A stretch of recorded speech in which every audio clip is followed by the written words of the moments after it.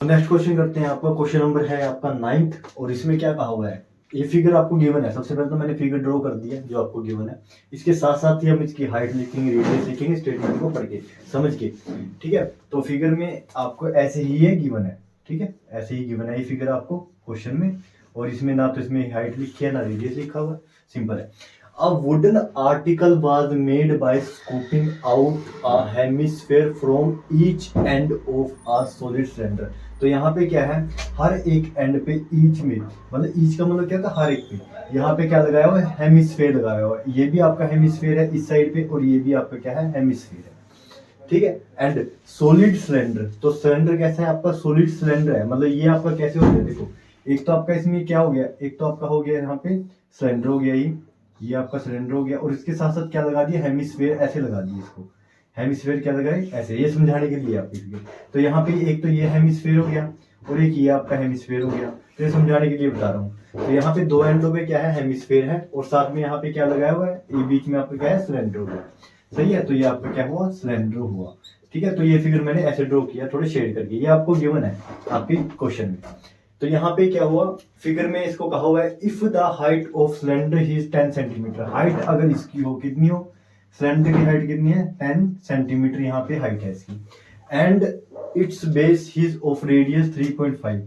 तो यहाँ पे इसका जो बेस का रेडियस है वो कितना है, रेडियस सिलेंडर का वो आपके पास है 3.5 सेंटीमीटर, ठीक है, 3.5 centimetre. Find the total surface area of the article. तो टोटल सरफेस एरिया हमें फाइंड आउट करना है, तो मैं ये कर रहा हूँ क्लीन आपका। तो यहाँ पे हमें एक बात समझ में आएगी, यहाँ पे क्या है, एक हेमिस्फीयर ये है, एक हेमिस्फीयर ये है, और यहाँ पे एक सिलेंडर है। तो इसका हमें निकालना है टोटल सरफेस एरिया। तो हम निकाल देंगे इसको फॉर्मूले से अप्लाई करके, देखो कैसे। तो यहाँ पे हो गया आपका सोल्यूशन स्टार्ट, और यहाँ पे टोटल सरफेस एरिया ऑफ, यहाँ पे सिलेंडर किसका दिया, सॉलिड सिलेंडर का। तो मैं इसको ऐसे लिख रहा हूँ, सॉलिड सिलेंडर, ठीक है। तो यहाँ पे हमने डिस्कस किया था, यहाँ पे क्या है, एक तो आपका क्या है, सिलेंडर है, सिलेंडर का लगा दो curve surface area, curve surface area of किसका, ऑफ सिलेंडर, नंबर एक बात।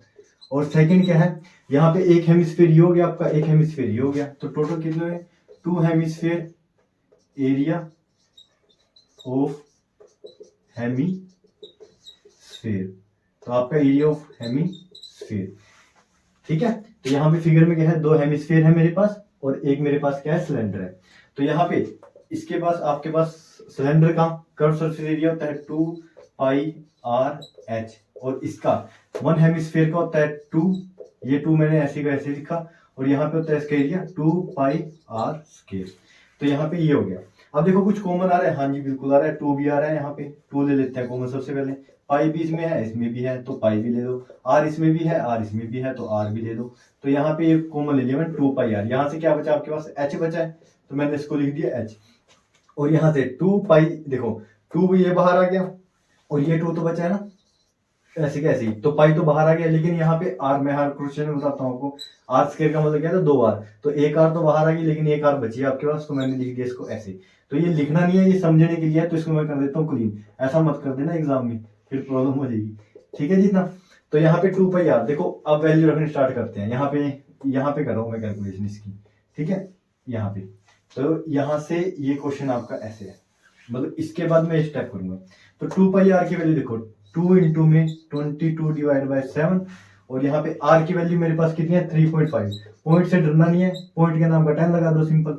और यहाँ पे एच कितना मेरे पास 10 है, तो ब्रैकेट स्टार्ट, एच कितना है 10, और यहाँ पे जो है आपके पास 2 इंटू में आर की वैल्यू कितनी है मेरे पास, 2 इंटू में आर कितनी है 3.5। तो यहाँ पे होगी थोड़ी सी ये मिक्स, तो यहाँ पे मैं इसको थोड़ा ऊपर से क्लीन करूंगा, ठीक है। और यहाँ तक आप स्क्रीनशॉट ले सकते हो, ताकि कैलकुलेशन थोड़ा आपको समझ में आ जाए। ये लाइन दोबारा लिखूंगा मैं ऊपर। तो यहाँ से स्टेटमेंट देखो, टोटल सरफेस एरिया निकालना है ना मेरे को, ये आपने काउंट कर लिया होगा टोटल सरफेस एरिया। तो मैं यहाँ तक की स्टेटमेंट क्लीन कर दूंगा, थोड़ा स्पेस ज्यादा हो जाएगा मेरे पास ये, क्योंकि स्पेस का बहुत है, आपको समझाना है ना मेन। तो यहाँ तक मैंने कर दिया। और यहाँ से आपको कैसे, देखो इसको यहाँ कर देता हूँ, एक बार लिख लेता हूँ पहले। 2 इंटू में 27, 22 डिवाइड बाई 7, 35 डिवाइड बाई 10, और यहाँ से इसको तो समझ में आ गया होगा आपको। यहाँ पे 10 प्लस में 3.5 इंटू में क्या है 2 है, मतलब यहाँ पे मैंने 3.5 पहले लिख दिया, 2 बाद में लिख दिया, ठीक है। तो मैंने इसको एज इट इज उतारा है। और अब इसको समझते हैं कैलकुलेशन को थोड़ा सा आराम से।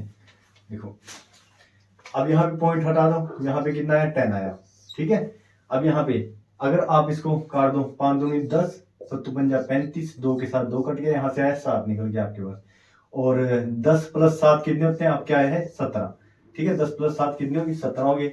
और साथ में यहाँ पे भी काट दो इसको, 5 दूनी 10, 7 पंजा 35, 7 के साथ ये 7 कैंसिल हो गया, यहाँ पे ये कैंसिल हो गया, यहाँ से ये बचा 11, 11 दूनी 22, तो यहाँ से क्या है आपके पास बच के 22 सेंटीमीटर स्क्वायर भी चलेगा, साथ में ये लिखते हैं, ठीक है। सेंटीमीटर में ये ना देख लेते हैं एक बार, हाँ जी 10 सेंटीमीटर, ठीक है। तो सेंटीमीटर स्क्वायर हम एरिया निकालें, तो यहाँ पे total surface area of solid वो कितना है आपके पास, इसको मल्टीप्लाई कर देते हो। मल्टीप्लाई कैसे करेंगे, देखो या तो आप सिंपल कर सकते हो, कैसे 22 को मैं 70 से मल्टीप्लाई कर सकता हूँ, सिंपल मल्टीप्लाई कर दो। या फिर ऐसे करो आप, एक मैं यहाँ पे रफ काम में बता रहा हूँ, यहाँ पे आपको कैसे मल्टीप्लाई करना है जल्दी।